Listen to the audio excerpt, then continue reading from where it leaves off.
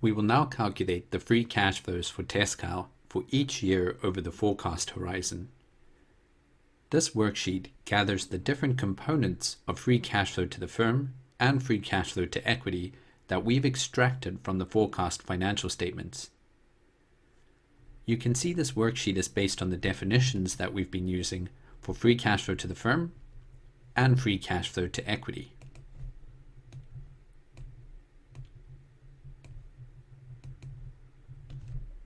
What is important here, and I emphasized this point while preparing the reorganized financial statements, is to remember that these components are cash flows.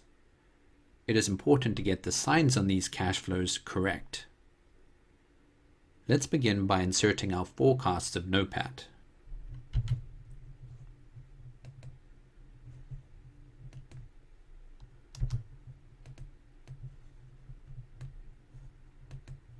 Let's figure out the investment that the company made in long-term productive assets during the year. Remember, Tesscow's long-term asset balances increased each year over the forecast period. The company was investing more in its long-term assets.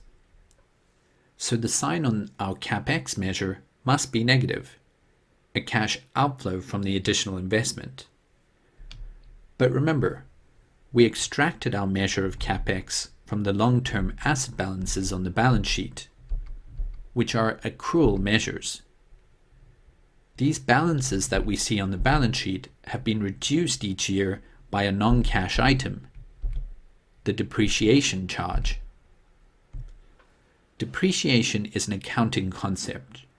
You never actually pay it. That is, you'll never write a check or receive an invoice for depreciation. There will never be a cash outflow associated with depreciation. It is simply an accounting concept to match costs with revenues in the income statement. So our CapEx measures for Tesscow were actually larger during the year. The figures we extracted have been reduced by the depreciation charges. This is why we increase the CapEx spend each year by depreciation. Watch the signs here.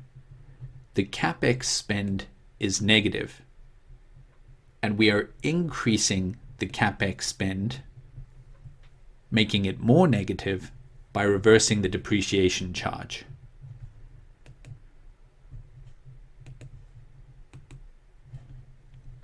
Let's calculate the investment made by the company in long-term assets with these ideas in mind.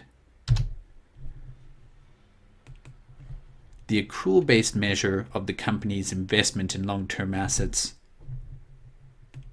we can get from our reorganized financial statements. But remember, Tesscow invested more in its long-term assets during the year, so the sign on this accrual-based measure needs to be negative.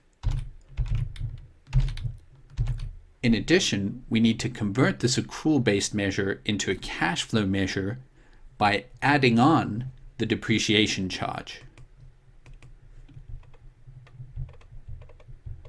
We can find the depreciation charge for each year in the integrated income statement. We now have our estimates for the investment made by the company in long-term assets for each year over the forecast period. We also need to watch the sign on the change in working capital component for each year.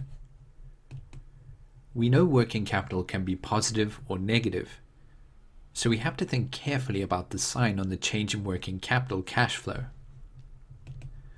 Remember, Tesscow has negative working capital, and that negative working capital becomes more negative over the forecast period.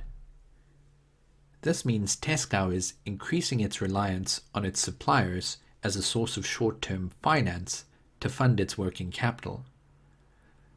So negative working capital becoming more negative is a cash inflow. In effect, Tesscow is receiving finance from its suppliers. So the sign on the change in working capital component must be positive.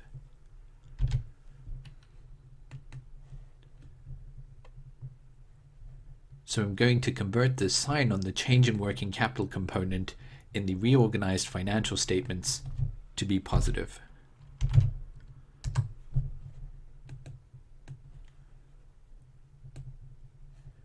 I now have all of the components I need to calculate free cash flow to the firm for each year over the forecast period. If I add up the three components of NOPAT less CapEx less depreciation less change in working capital, I arrive at free cash flow to the firm.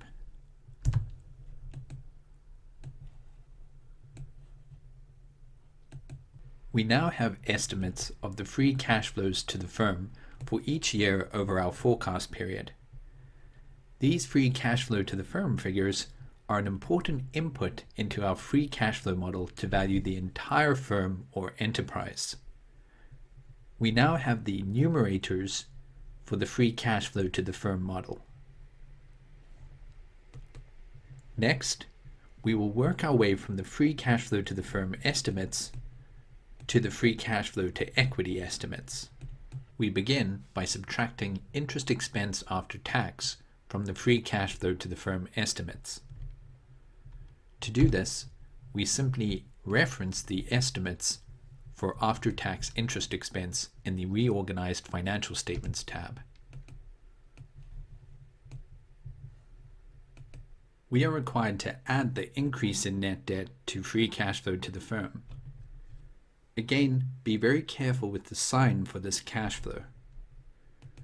Remember, Tesscow is reducing its net debt over the forecast period. This is a cash outflow as debt is being paid down by the company. Therefore, the sign on our change in net debt component must be negative. To insert the change in net debt for each year over the forecast period, we reference the change in net debt in our reorganized financial statements, but we make sure we have the correct sign on that component. It must be negative.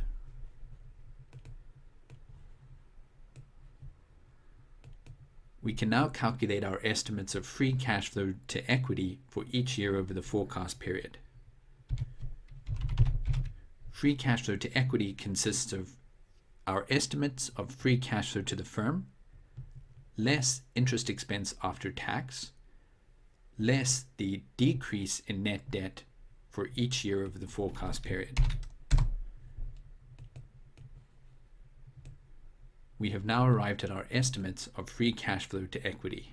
The free cash flow to equity estimates are an important input into our model to value the firm's equity.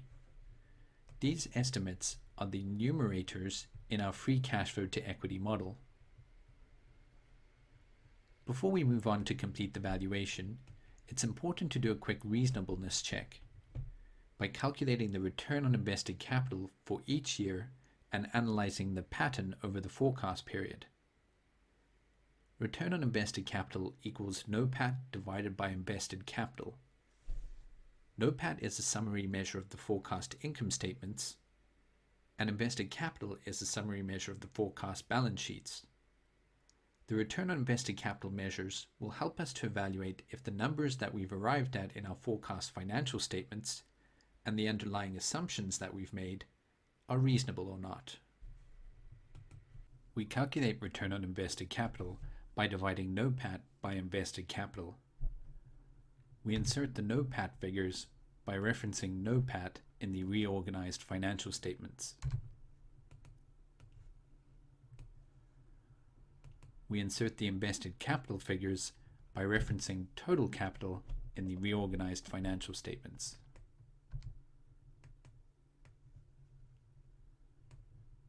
This will give us measures of return on invested capital over the forecast period.